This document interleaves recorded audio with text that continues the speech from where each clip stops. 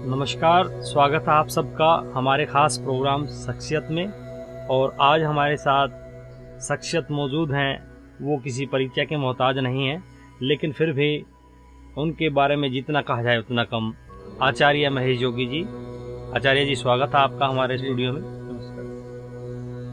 और मैं इनके बारे में बताऊं तो कुछ कम ही होगा कि इन्होंने पिछले 29 सालों से भारत में ही नहीं, देश विदेश में घूम घूम के इन्होंने अपने ज्ञान का प्रचार किया और लोगों को अपने ज्ञान से ठीक किया, उनको सही ज्ञान, सही दिशा देने का कार्य कर रहे हैं। योगी जी, आपका बहुत बहुत स्वागत एक बार फिर से है जी।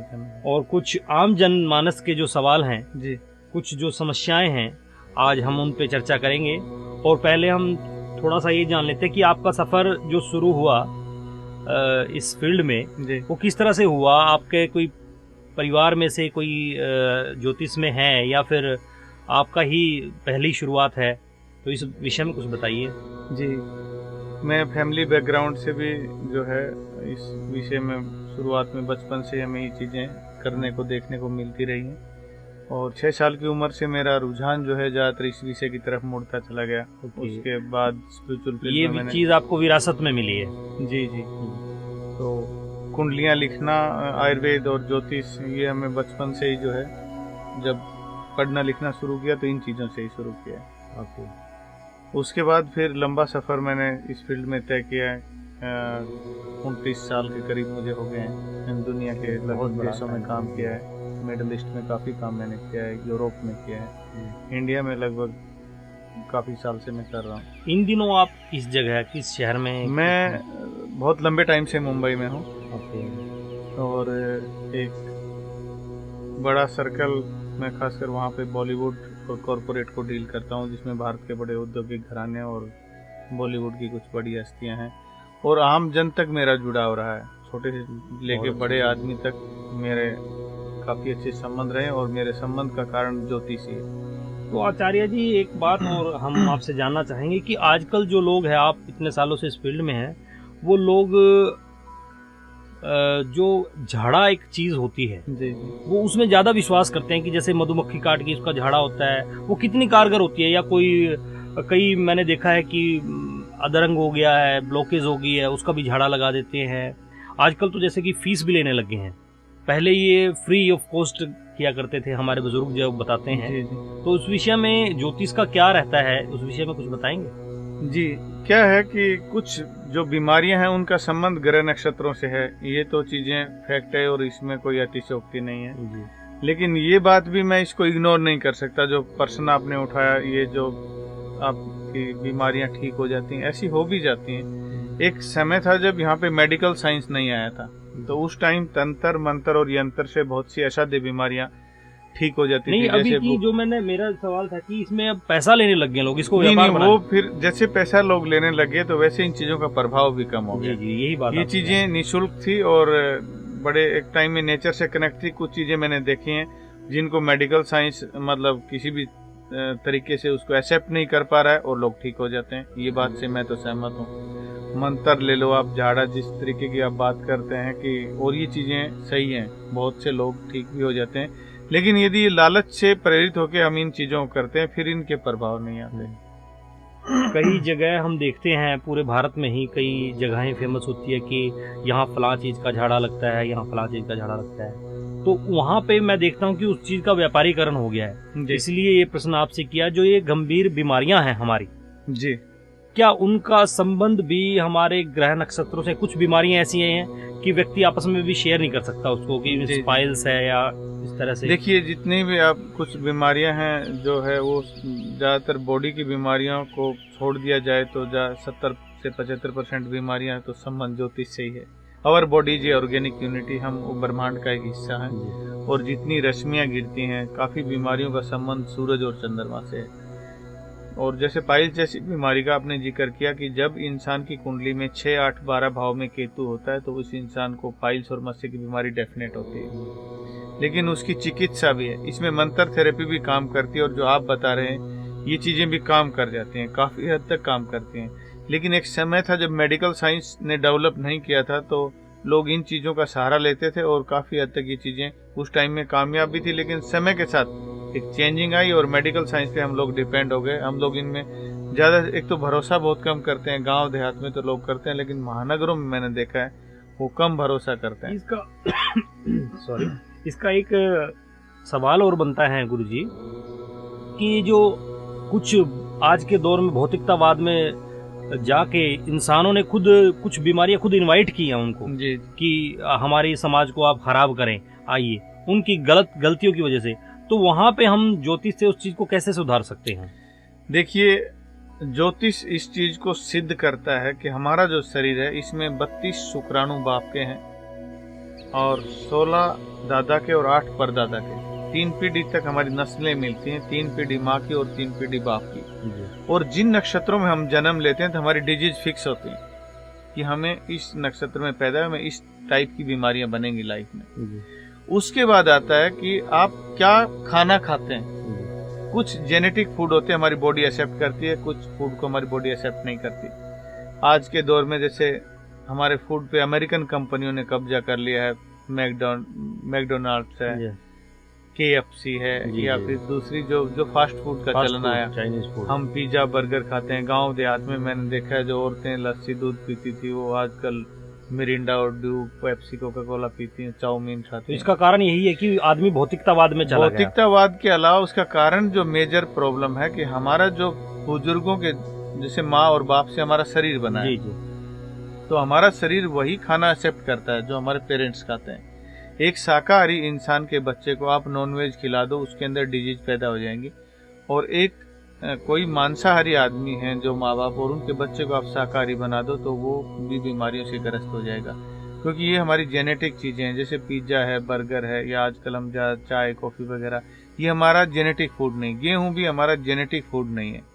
और बड़ी प्रॉब्लम्स क्या है कि गेहूं की वजह से कैंसर के बहुत ज्यादा केस बढ़ रहे हैं, क्योंकि हम ज्यादातर केमिकल खाते हैं। और उसकी वजह से आप चिकित्सा करवाते हैं पेशेंट की, कैंसर की चिकित्सा के बाद वो ठीक हो जाता है कीमियोथेरेपी वगैरह लेके, फिर वो वही रोटी खाने लग जाता है। तो जिस चीज के खाने से आपको बीमारी बनती है, फिर भी आपको पता नहीं चलता कि कौन सी चीज आपको नुकसान कर रही है। आपका कहना ये है कि जो ज्योतिष है वो बीमारियों से उसका गहरा संबंध है जी। जो बीमारियां हमें पूर्वजों से मिली हैं, या फिर मैं ये जानना चाहता कि जो क्या इसमें भौतिकतावाद को इस तरीके से कुछ कम किया जा सकता है ज्योतिष के हिसाब से? देखिए, आपको मैं सहारा ले सकते हैं। जी, अक्सर मैं बोलता हूँ राजेश जी कि हम नेचर से कट गए, हम अपना कल्चर को खो गए और हम यूरोप को फॉलो करने लगे। हम खाना भी उनका खाते हैं, हमारे लाइफस्टाइल, हमारे कपड़े, वे ऑफ टॉकिंग, सारा हमने अपना चेंज कर लिया समय के साथ। तो जो बीमारियां आज बन रही हैं, पहले हम बोलते थे कि इतने ताकतवर थे लोग, इतना उनकी डाइट होती थी, और आज के दौर में जो है हम कुछ नहीं खा पाते हैं। तो क्या होता है कि हमने अपनी दिनचर्या और कल्चर, भोजन सब चेंज कर दिया है। कुछ जो हमारी जेनेटिक बीमारियां हैं और जेनेटिक फूड है हमारा, और हम जो है उन चीजों को, आपकी बॉडी जिस खाने को एक्सेप्ट नहीं करेगी तो आपको बीमारियां बनेगी। जैसे डायबिटीज है, कैंसर है, गंभीर बीमारियों पे मैं बात करूं तो उसके जो जीन्स होते हैं, कई बार वो हमें पता चल जाता है कि हमारी बॉडी में। बीमारियों में ज्योतिष कितना कारगर है, उस विषय में कुछ? 75% जो बीमारियां हैं उनका सीधा संबंध यूनिवर्स से और ज्योतिष से है। जो बीमारियां आपकी आत्मा से कनेक्शन रखती हैं, क्रोध है, बेचैनी है, भय है, चिंता है, ईर्ष्या, अहंकार है, इनका रिएक्शन आता है बॉडी के ऊपर। और वही आयुर्वेद उसी पे चलता है कि वात पित्त कफ से ही बीमारियां बनती हैं आपके शरीर में। ज्योतिष भी यही सिद्ध करता है। 25% बीमारियां हैं, जैसे सर्जरी टाइप की जो चीजें हैं, उस पे मेडिकल साइंस काम करता है। एक आदमी को माइग्रेन की मैंने देखा है, दवाइयां लेते लेते लोग पागल हो जाते हैं। माइग्रेन पित्त की बीमारी है, और माइग्रेन का मेडिकल जो एलोपैथी में कोई ज्यादा हल नहीं है। तो ये जो हमारी जेनेटिक चीजें हैं, खान पान, और इनसे हम माइग्रेन या पाइल जैसी बीमारी, जैसे आपने जिक्र किया, हम इनको ठीक कर सकते हैं। और ज्योतिष हमें ये इंडिकेशन दे देगी, 100% ये फैक्ट है। और डॉक्टर लोग भी उससे ऐसा नहीं कि इग्नोर कर पाएंगे किसी तरीके से, कि आपको आने वाले टाइम में कौन सा प्लेनेट आपका चेंज हो रहा है और आपके शरीर में वात पित्त और कफ कौन सी चीज अनबैलेंस हो रही, ये इंडिकेशन ज्योतिष आपको दे देगी। मतलब आपका कहना ये है कि कुछ उपाय करके ज्योतिष में अपने ग्रह नक्षत्र ठीक करके जी हम अपनी बीमारियों से निजात पा सकते हैं। बिल्कुल बिल्कुल। मेरा बड़ा लंबा तजुर्बा है, मोस्टली 30 साल के करीब हो गए मुझे, और मैं बुद्धिजीवी वर्ग में काम करता हूँ, जिसमें बड़े बड़े साइंटिस्ट, डॉक्टर और अलग मजहब में जाके मैंने काम किया, और ये चीज़ें एक्सेप्ट कर लेते हैं लोग, हाँ बिल्कुल सही है और ठीक होते हैं। अच्छा, ये भी एक बड़ा विषय है कि लोग ये समझते हैं कि जो ज्योतिष है वो भारत में ही है। तो मैंने अभी आपके बायोग्राफी में पढ़ा है कि जैसे कि आपने अमेरिका, रूस, अबू धाबी, दुबई, अलग अलग देशों में जाके और अपनी सेवाएं दी हैं, जी। अपने ज्ञान का प्रचार किया है। तो उस बारे में कुछ बताएं कि क्या और जो हमारे धर्म है, क्योंकि भारत तो सर्वधर्म का संगम है एक, जी जी जी। तो और दुनिया देशों में जो ज़्यादातर ईसाई हैं या पादरी हैं, उनके जो मोमडन्स हैं। देखिए, मैंने बताया था कि 78% लोग पूरी दुनिया में वो किसी न किसी रूप से ज्योतिष से जुड़े हुए हैं। जी उसमें चाहे आप न्यूमरोलॉजी ले लीजिए, चाहे एस्ट्रोलॉजी की बात करिए, तो कहीं ना कहीं सितारों से हमारा एक संगम है। आदमी और इससे सभी धर्म जुड़े हैं, सभी धर्म जुड़े हैं, वो किसी न किसी माध्यम से जुड़े हुए हैं। जी। तो आप सितारों की गर्दिश, ये मुस्लिम लोग भी बोलते हैं कि सितारे गर्दिश में आ गए, तो किसी न किसी उनके जो मापदंड हैं, जो नापने के जो पैमाने हैं, उनमें भेद है। लेकिन 78% लोग एस्ट्रोलॉजी को किन्हीं रूपों में फॉलो करते हैं, ये फैक्ट है। जी। फ्रांस और जर्मनी में 48% लोग एस्ट्रोलॉजी को फॉलो करते हैं, और एस्ट्रोलॉजी को फॉलो करने वाले देशों में अमेरिका का पहला नंबर है। अमेरिका सबसे ज्यादा पैसा खर्च करता है एस्ट्रोलॉजी पे, वो सर्च मारता है कभी चंद्रमा पे, कभी मंगल पे।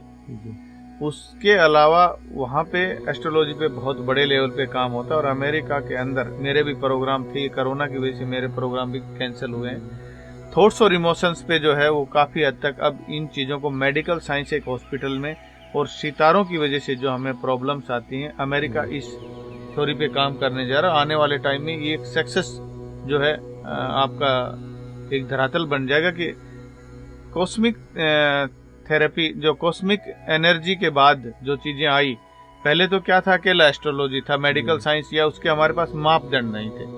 आज यदि मेडिकल साइंस को हम एस्ट्रोलॉजी से कनेक्ट कर देते हैं तो हम गंभीर बीमारियों पे काम कर सकते हैं। और मैं आपको ये विश्वास दिलाता हूँ कि गंभीर बीमारियों को काटने के लिए ये आदमी के अंदर थॉट्स और इमोशंस से जितनी बीमारियां बनती हैं, उसमें एस्ट्रोलॉजी आपको पूरा प्रेडिक्शन करती है कि ये प्रॉब्लम है आपके शरीर में, ये माँ के शरीर में, ये बाप के शरीर में। एक माँ, उसकी बेटी और उसकी बेटी, तीनों की बॉडी एक ही सेल से बनी है। अच्छा, एक बात और जाननी थी गुरु जी, कि जो भारत है, ऐसा नहीं है कि उसमें ज्योतिष को नहीं मानते हैं। भारत देश एक महान देश है, विश्व गुरु है, तो ज्यादातर लोग यहाँ अंधविश्वास में फंसे हैं। उनको सही मार्ग कुछ बताएं उसके बारे में, जो सही गुरु उनको मिले। जी, क्या होता है, यूरोप के जो लोग हैं वो एक चीज को जब फॉलो करने लग जाते हैं, मानते हैं, तो उसमें वो इनर साइड से होनेस्ट होते हैं बहुत। हम क्या करते हैं, हम मानते भी हैं, नहीं भी मानते हैं।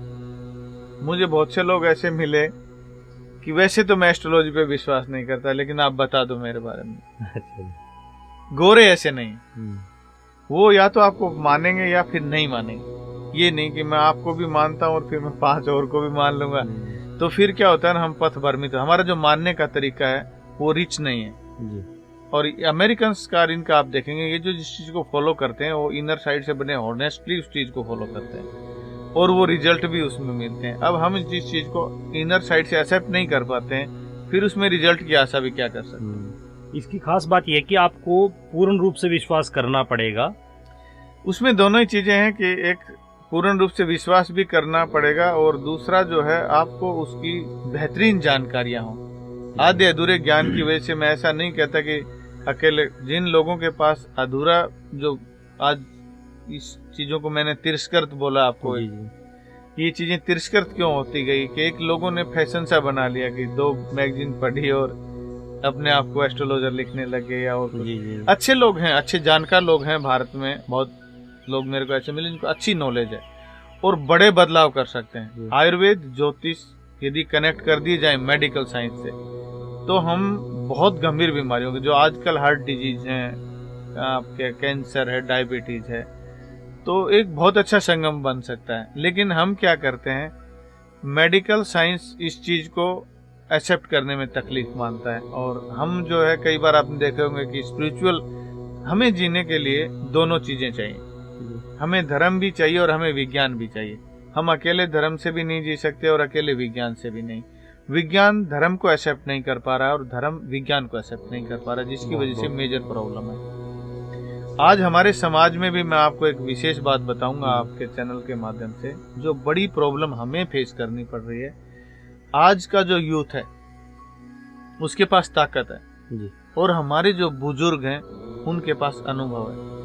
यदि हम जीवन में नई रिदम पैदा करना चाहते हैं और नया धर्म, नया ताकत हम पैदा करना चाहते हैं, तो हमें ये नहीं कहना चाहिए कि एक बुजुर्ग आदमी को कल का बच्चा इसको क्या पता जी। और हमारे यूथ को ये नहीं चाहिए कि इनका जमाना चला गया। हमें नया धरातल बनाने के लिए दोनों ही चीजें चाहिए जी। हमें नया धरातल बनाने के लिए धर्म भी चाहिए और विज्ञान भी चाहिए, और हमें बुजुर्गों का अनुभव और युवाओं की ताकत दोनों चाहिए, तब हम एक नया धरातल बना सकते हैं। अब एक गिटार आप देखते हैं, वीणा के तार हम खींचते हैं ज्यादा तो टूट जाते हैं जी। और यदि ढीले छोड़ देते हैं तो सरगम पैदा नहीं होता जी। इसलिए हमें मध्य में आना पड़ता है ताकि एक सुर लग सके और एक रिदम पकड़ सके, सही तरीके से पूरा सुर लग सके जी। तो इस खास प्रोग्राम में आपने जो बात बताई, जो ज्ञान दिया, वैसे पूरी दुनिया में आपका ज्ञान प्रसारित हो रहा है। मैं एक बात और जानना चाहूँगा, हमारे दर्शक भी जानना चाहते हैं जो हमें देख रहे हैं लाइव, तो वो ये जानना चाहते हैं कि आपसे कैसे जुड़े हम, मतलब आपका मार्गदर्शन कैसे पाएं। तो अभी जो बहुत से लोग हैं वो ये जानना चाहते हैं कि आपसे सीधा कैसे संपर्क है, सही गुरु मिलना जी जी, ये बहुत बड़ी बात है। जैसा कि हम इस विषय पे पहले बात कर चुके हैं कि बहुत से लोग हैं इस विषय को जानते हैं, मानते हैं, पर उनके काम नहीं हो रहे, उपाय भी करते हैं, कहीं ना कहीं वो मिसगाइड हो रहे हैं। तो आपसे कैसे संपर्क किया जाए सीधा जुड़ने के लिए, ताकि वो अपनी समस्याओं से निजात पा सकें जी। क्या कहे, सोशल मीडिया पे भी आपको, मोस्टली तो बॉम्बे में रहता हूँ मैं लंबे टाइम से, जुहू में रहता हूँ बॉम्बे में, और महाराष्ट्र गोवा वो मेरे एरिया रहा है जहाँ काम करने का ज़्यादातर नेटिव प्लेस। तो मैं हरियाणा से बिलोंग करता हूँ, और मेरे से सोशल मीडिया से आपको मेरा नंबर मिल सकता है, और हम इन्हीं माध्यम से मैं पूरी कोशिश करता हूँ कि जितने लोग मुझे जुड़ पाते हैं। हमारे व्यूअर्स, हमारे कुछ साथी जो है ना नॉर्थ में भी हैं, तो इस तरफ भी जी। जब आप पूरे विश्व का भ्रमण कर रहे हैं तो नॉर्थ में भी जरूर इस अपने कुछ ज्ञान का हमें सहारा दीजिए कि लोग बड़ी समस्याओं से त्रास्त हैं। क्योंकि हरियाणा पंजाब में इस समय नशे का बहुत बड़ा व्यापार चल रहा है जी, जहाँ पे एक यूथ की एक बड़ी तादाद उसमें सम्मिलित हो गई है जी। तो उससे निजात पाने के लिए जो ग्रहों का जो चक्कर है वो आपके माध्यम से हम जान सकें, और कुछ लोग इस आपके अनुभव का, आपके ज्ञान का कुछ फायदा उठा सकें, आपका आशीर्वाद उन्हें मिल सके। मुझे भी राजेश जी उस चीज के लिए बहुत खुशी होती है जब लोग ठीक होते हैं, जब लोग अपनी प्रॉब्लम से बाहर आते हैं। और उसमें ये जरूरी नहीं है कि आदमी किस वर्ग से और किस टाइप के उससे बिलोंग करता है। वो किसी भी जाति, धर्म का, ऊंच नीच, किसी भी वर्ग का कोई भी आदमी, एक इंसान जो है उसका इंसानियत से बड़ा कोई धर्म और नाता नहीं होता। तो मैं तो ज्यादा से ज्यादा ये कोशिश करता हूँ कि ये विद्याएं हैं, इनसे लाभ लेना चाहिए। और मैं तो डॉक्टरों से भी अनुरोध करता हूँ कि मेडिकल साइंस को यदि इससे कनेक्ट किया जाए, क्योंकि मेरे बहुत ज्यादा क्लाइंट जो है वो डॉक्टर हैं, और गंभीर बीमारियों पे मेरा एक लंबा तजुर्बा आयुर्वेद और जो एलोपैथिक एक्सपर्ट हैं डॉक्टर्स के साथ काम करने का। जी। तो हमारे व्यूअर्स जो हमें देख रहे हैं, हम उनको बताना चाहते हैं कि आचार्य महेश योगी जी फेसबुक पे भी हैं, इंस्टा पे हैं, और आप इनसे कनेक्ट रह सकते हैं। और जल्द ही नॉर्थ में जो हमारे व्यूअर्स हैं उनके लिए भी ये मौका आएगा कि उनको आचार्य जी यहाँ अवेलेबल रहेंगे। तो साथियों, आज के इस खास प्रोग्राम शख्सियत में पहुँचने पर हम आचार्य जी का बहुत बहुत कोटि कोटि धन्यवाद करते हैं। धन्यवाद आचार्य जी, धन्यवाद।